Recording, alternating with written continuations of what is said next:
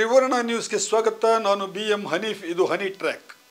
ಸ್ನೇಹಿತರೆ, ನಿಮ್ಮ ಹೆಸರನ್ನ ಚುನಾವಣಾ ಆಯೋಗ ವೋಟರ್ ಲಿಸ್ಟಿನಿಂದ ಕಿತ್ತು ಹಾಕಿದರೆ ನೀವು ಏನು ಮಾಡಬೇಕು? ಯಾವ ರೀತಿ ನಿಮ್ಮ ಮತದಾನದ ಹಕ್ಕನ್ನು ಮರಳಿ ಪಡೆಯಬೇಕು? ನಿಮ್ಮ ಹೆಸರನ್ನ ಕಿತ್ತು ಹಾಕಿದ ನೌಕರ ಅಥವಾ ಅಧಿಕಾರಿಯ ವಿರುದ್ಧ ಏನು ಕ್ರಮ ಕೈಗೊಳ್ಳಬಹುದು? ನಿಮಗಾದ ಅನ್ಯಾಯಕ್ಕೆ ಪರಿಹಾರ ಏನಾದರೂ ಸಿಗುತ್ತಾ? ಬನ್ನಿ, ಇವತ್ತು ಈ ವಿಷಯಕ್ಕೆ ಸಂಬಂಧಿಸಿ ಕೆಲವು ಬಹುಮುಖ್ಯ ಸಂಗತಿಗಳನ್ನು ತಿಳಿದುಕೊಳ್ಳೋಣ. ಇದನ್ನು ಹೇಳೋದಕ್ಕೂ ಒಂದು ಕಾರಣ ಇದೆ. ಇನ್ನೇನು ಬೆಂಗಳೂರು ಕಾರ್ಪೊರೇಷನ್ ಎಲೆಕ್ಷನ್ ಹತ್ರ ಬರ್ತಾ ಇದೆ. ಈ ವರ್ಷದ ಕೊನೆಗೆ ಚುನಾವಣೆ ನಡೀಬಹುದು. ಅದೇ ರೀತಿ ರಾಜ್ಯದಲ್ಲಿ ಜಿಲ್ಲಾ ಪಂಚಾಯಿತಿ ಸಹಿತ ಲೋಕಲ್ ಬಾಡೀಸ್, ಸ್ಥಳೀಯ ಸಂಸ್ಥೆಗಳ ಚುನಾವಣೆ ಕೂಡ ಶೀಘ್ರದಲ್ಲಿ ನಡೀಬೇಕಾಗಿದೆ. ಇನ್ನೇನು ಕೆಲವೇ ವಾರಗಳಲ್ಲಿ ವೋಟರ್ ಲಿಸ್ಟ್ ರೆಡಿ ಮಾಡ್ತಾರೆ, ಮತದಾರರ ಪಟ್ಟಿಯನ್ನು. ಆದರೆ ನೆನಪಿಡಿ, ಈ ಸಲದ್ದು ಸ್ಪೆಷಲ್ ಇಂಟೆನ್ಸಿವ್ ರಿವಿಷನ್. ಇದನ್ನು ಚುನಾವಣಾ ಆಯೋಗ ಅತ್ಯಂತ ಸ್ಪಷ್ಟವಾಗಿ ಹೇಳಿದೆ. ಸ್ಪೆಷಲ್ ಇಂಟೆನ್ಸಿವ್ ರಿವಿಷನ್ ಅಂದರೆ 2003ನೇ ಇಸವಿಯ ವೋಟರ್ ಲಿಸ್ಟ್ನಲ್ಲಿ ನಿಮ್ಮ ಹೆಸರಿದ್ರೆ ಈ ಸಲ ನೀವು ವೋಟ್ ಹಾಕಬಹುದು. ಆದರೆ 2003ರ ಲಿಸ್ಟ್ನಲ್ಲಿ ನಿಮ್ಮ ಹೆಸರು ಇಲ್ಲ ಅಂತಾದರೆ ನೀವು ಈ ಸಲ ಹೊಸದಾಗಿ ನಿಮ್ಮ ಹೆಸರನ್ನು ಮತದಾರ ಪಟ್ಟಿಗೆ ಸೇರಿಸಿ. ಅದೇನ್ರಿ ಹೊಸ ಕಾನೂನು? ಕಳೆದ ವರ್ಷ, ಅದರ ಹಿಂದಿನ ವರ್ಷ ನಾನು ವೋಟ್ ಹಾಕಿಲ್ವಾ? ಅದು ಬಿಡಿ, 5 ಇಲೆಕ್ಷನ್ಗಳಲ್ಲೂ ನಾನು ವೋಟ್ ಹಾಕಿದ್ದೀನಿ, ನನ್ನ ಹತ್ರ ಚುನಾವಣಾ ಆಯೋಗವೇ ಕೊಟ್ಟಿರುವಂತಹ ಎಪಿಕ್ ಕಾರ್ಡ್ ಇದೆ ಅಂತ ನೀವು ಹೇಳ್ತೀರಾ. ಹಾಗೆ ಇದ್ರೂ ಕೂಡ ಈ ಸಲ ಇಲೆಕ್ಷನ್ ಕಮಿಷನ್ ಅದಕ್ಕೆ ಬೆಲೆ ಕೊಡೋದಿಲ್ಲ. 2003ನೇ ಇಸವಿಯ ವೋಟರ್ ಲಿಸ್ಟ್ನಲ್ಲಿ ನಿಮ್ಮ ಹೆಸರು ಇಲ್ಲ ಅಂತಾದರೆ ಈ ಸಲ ನೀವು ಹೊಸದಾಗಿ ವೋಟರ್ ID ಮಾಡಿಸಲೇಬೇಕು. ಇದು SIR ಅಂದರೆ ಸ್ಪೆಷಲ್ ಇಂಟೆನ್ಸಿವ್ ರಿವಿಷನ್ ಮಾಡಿರೋ ರೂಲು. ಬಿಹಾರದಲ್ಲಿ ಇದೇ ಕಾನೂನು ಈಗ ಜಾರಿಯಾಗಿದ್ದು ಅದೇ ದೊಡ್ಡದೊಂದು ಹಗರಣವಾಗಿ ಕುಳಿತಿದೆ. ಅಲ್ಲಿ ಒಟ್ಟು 66 ಲಕ್ಷ ಜನರ ಹೆಸರುಗಳನ್ನು ಈ ಸಲ ವೋಟರ್ ಲಿಸ್ಟ್ನಿಂದ ಕಿತ್ತು ಹಾಕಿದ್ದಾರೆ. ಇದರಲ್ಲಿ 22.3 ಲಕ್ಷ ಜನ ಸತ್ತು ಹೋಗಿದ್ದಾರೆ ಅಂತ ಆಯೋಗ ಹೇಳ್ತಾ ಇದೆ.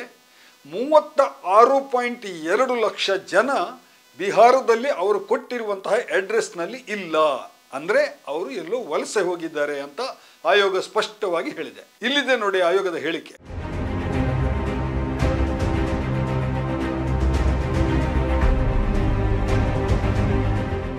ಈ ಮಧ್ಯೆ ಬಿಹಾರದಲ್ಲಿ ಈಗ ಪ್ರಕಟಿಸಿರುವಂತಹ ಮತದಾರರ ಪಟ್ಟಿನಲ್ಲಿ ಸಾವಿರಾರು ಜನ ಸತ್ತವರ ಹೆಸರುಗಳು ಕೂಡ ಹಾಗೆ ಉಳ್ಕೊಂಡಿವೆ. ಸಾವಿರಾರು ಜನ ಜೀವಂತ ಇರುವವರ ಹೆಸರುಗಳು ಪಟ್ಟಿಯಲ್ಲಿ ಬಿಟ್ಟು ಹೋಗಿದೆ. ಅದರ ಬಗ್ಗೆ ಹೇಳ್ತಾ ಹೋದರೆ ಅದೊಂದು ದೊಡ್ಡ ಕಥೆನೇ ಆಗುತ್ತೆ. ಅದನ್ನು ಇನ್ನೊಮ್ಮೆ ಹೇಳ್ತೀನಿ. ಈಗ ನಾನು ಹೇಳ್ತಿರೋದು ಕರ್ನಾಟಕದಲ್ಲಿ ಮತದಾರರಾಗಿರುವಂತಹ ನಮ್ಮ ಕತೆ. ಅದಕ್ಕೆ ಮೊದಲೇ ಕೇಳಿದ್ದು, ನಿಮ್ಮ ಹೆಸರು ಮತದಾರ ಪಟ್ಟಿಯಿಂದ ಕಿತ್ತು ಹಾಕಿದ್ರೆ ಏನು ಮಾಡಬೇಕು ಅಂತ. ಇನ್ನೇನು ಬೆಂಗಳೂರು ಕಾರ್ಪೊರೇಷನ್ ಮತ್ತು ರಾಜ್ಯದ ಲೋಕಲ್ ಬಾಡಿ, ಸ್ಥಳೀಯ ಸಂಸ್ಥೆಗಳ ಮತದಾರರ ಪಟ್ಟಿ ಫೈನಲ್ ಆಗ್ತಾ ಇದೆ. ಆಗ ನಿಮ್ಮ ಹೆಸರು ಪಟ್ಟಿಯಿಂದ ಬಿಟ್ಟು ಹೋದರೆ ಅಥವಾ ಅಧಿಕಾರಿಗಳು ಕಿತ್ತು ಹಾಕಿದರೆ ನೀವು ಏನು ಮಾಡಬೇಕು ಅನ್ನೋದೇ ಈ ಸ್ಟೋರಿ. ವೋಟರ್ ಲಿಸ್ಟಿಂದ ಅಧಿಕಾರಿಗಳು ಯಾರದೇ ಹೆಸರನ್ನು ಡಿಲೀಟ್ ಮಾಡಬೇಕಾದ್ರೂ ಅದಕ್ಕೊಂದು ಪ್ರೊಸೀಜರ್ ಇದೆ. ಅಧಿಕಾರಿಗಳು ಖುಷಿ ಬಂದ ಹಾಗೆ ಕಿತ್ತು ಹಾಕೋದಕ್ಕೆ ಆಗೋದಿಲ್ಲ. ಏಕೆಂದರೆ ಸಂವಿಧಾನದ 326ನೇ ವಿಧಿ ಪ್ರಕಾರ ಮತದಾನ ಅನ್ನೋದು ನಿಮ್ಮ ಸಂವಿಧಾನಬದ್ಧ ಹಕ್ಕು.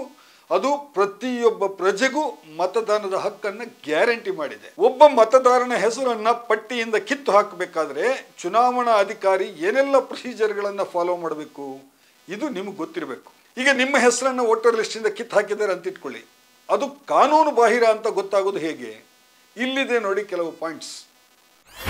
ಪಾಯಿಂಟ್ ನಂಬರ್ 1, ಹೆಸರು ಡಿಲೀಟ್ ಆದ ಬಳಿಕ ಮತದಾರರ ಪಟ್ಟಿಯನ್ನು ಆಯೋಗವು ಸಾರ್ವಜನಿಕವಾಗಿ ಪ್ರಕಟಿಸಬೇಕು. ಪಾಯಿಂಟ್ ನಂಬರ್ 2, ಅದಕ್ಕೆ ನಿಮ್ಮ ಅಬ್ಜೆಕ್ಷನ್ಗೆ ಅವಕಾಶ ಕೊಡುವಂತಹ ಒಂದು ಫಾರ್ಮ್ ನಂಬರ್ 7 ಅಂತ ಇದೆ, ಅದನ್ನು ನೀವು ಭರ್ತಿ ಮಾಡಿರಬೇಕು. ಪಾಯಿಂಟ್ ನಂಬರ್ 3, ನಿಮಗೆ ಆಯೋಗ ನೋಟಿಸ್ ನೀಡಬೇಕು. ನೋಡಿ ಸ್ವಾಮಿ, ನಿಮ್ಮ ಹೆಸರು ಮತದಾರ ಪಟ್ಟಿಯಿಂದ ಡಿಲೀಟ್ ಆಗಿದೆ, ಅದಕ್ಕೆ ನಿಮ್ಮ ಅಬ್ಜೆಕ್ಷನ್ ಇದೆಯಾ ಅಂತ ನಿಮ್ಮನ್ನು ನೋಟಿಸ್ ಕೊಟ್ಟು ಕೇಳಬೇಕು. ಪಾಯಿಂಟ್ ನಂಬರ್ 4, ನಿಮಗೆ ಅಬ್ಜೆಕ್ಷನ್ ಇದ್ದರೆ ನಿಮ್ಮ ಅಹವಾಲನ್ನು ಆ ಚುನಾವಣಾ ಅಧಿಕಾರಿ ಆಲಿಸಬೇಕು.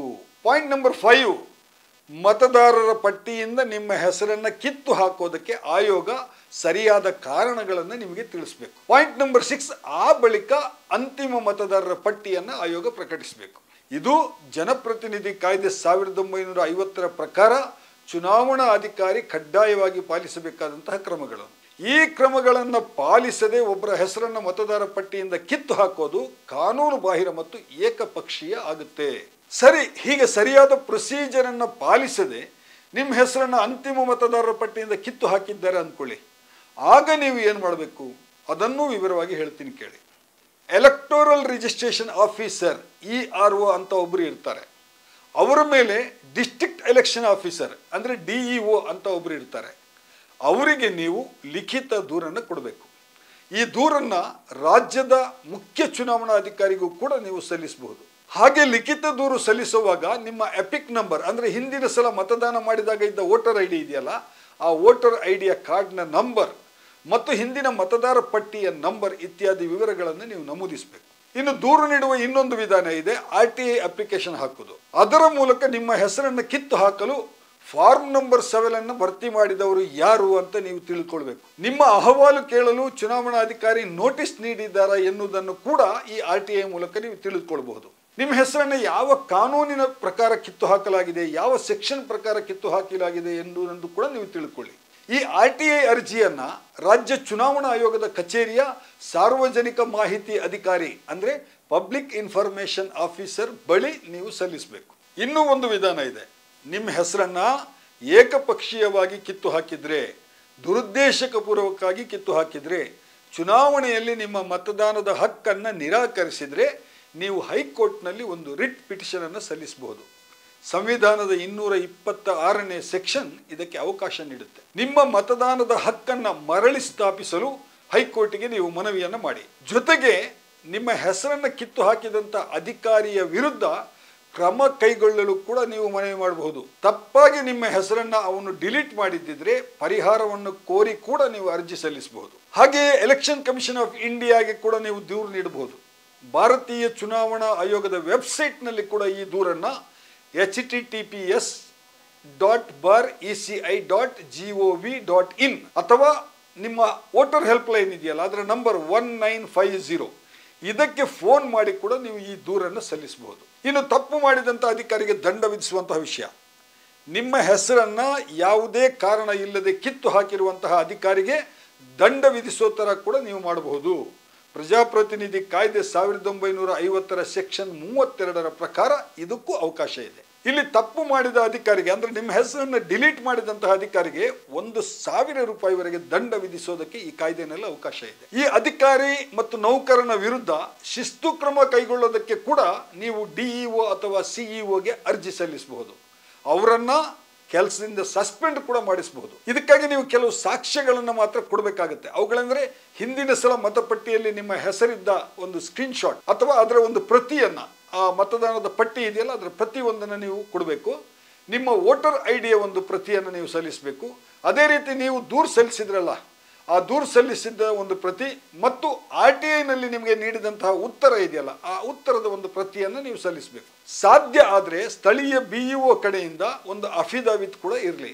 ಜೊತೆಗೆ ಆ ಅಧಿಕಾರಿ ನಿಮ್ಮ ಅರ್ಜಿಯನ್ನು ನಿರಾಕರಿಸಿದ್ದಕ್ಕೆ ಯಾರಾದರೂ ಸಾಕ್ಷಿ ಇದ್ದರೆ ಒಳ್ಳೆಯದು. ಹೀಗೆ ನೀವು ನಿಮ್ಮ ಹೆಸರನ್ನು ಮತದಾರರ ಪಟ್ಟಿಯಿಂದ ಕಿತ್ತು ಹಾಕಿದ್ದಕ್ಕೆ ದೂರು ಸಲ್ಲಿಸ್ತೀರಿ.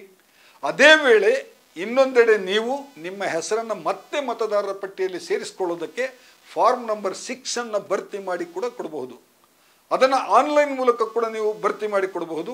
https://voters.ecl.gov.in ಇದು ಆ ಆನ್ಲೈನ್ ಅಡ್ರೆಸ್. ಅದರ ಮೂಲಕ ಕೂಡ ನೀವು ಅರ್ಜಿ ಸಲ್ಲಿಸಬಹುದು. ಈ ಅರ್ಜಿಗೆ ನಿಮ್ಮ ವಿಳಾಸ, ಅದೇ ರೀತಿ ನಿಮ್ಮ ವಯಸ್ಸು ಮತ್ತು ನಿಮ್ಮ ಹಿಂದಿನ ರಿಜಿಸ್ಟ್ರೇಷನ್ನ ಪ್ರೂಫ್ಗಳನ್ನು ಲಗತ್ತಿಸಬೇಕು. ಸ್ನೇಹಿತರೆ, ಒಟ್ಟಾರೆ ಕಾನೂನು ನಿಮ್ಮ ಪರವಾಗಿದೆ.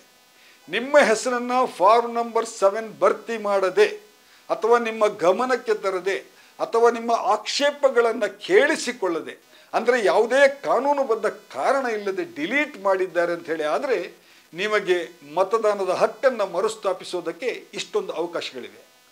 ಸ್ನೇಹಿತರೆ, ಇದಾಗಿತ್ತು ಇವತ್ತಿನ ಹನಿ ಟ್ರ್ಯಾಕ್. ಇನ್ನೊಂದು ವಿಷಯದ ಜೊತೆಗೆ ಮತ್ತೆ ಬರ್ತೇನೆ. ತ್ರಿವರ್ಣ ನ್ಯೂಸ್ನ ಸ್ಪೆಷಲ್ ಸ್ಟೋರಿಗಳನ್ನು ನೋಡ್ತಾ ಇರಿ. ನಮಸ್ಕಾರ.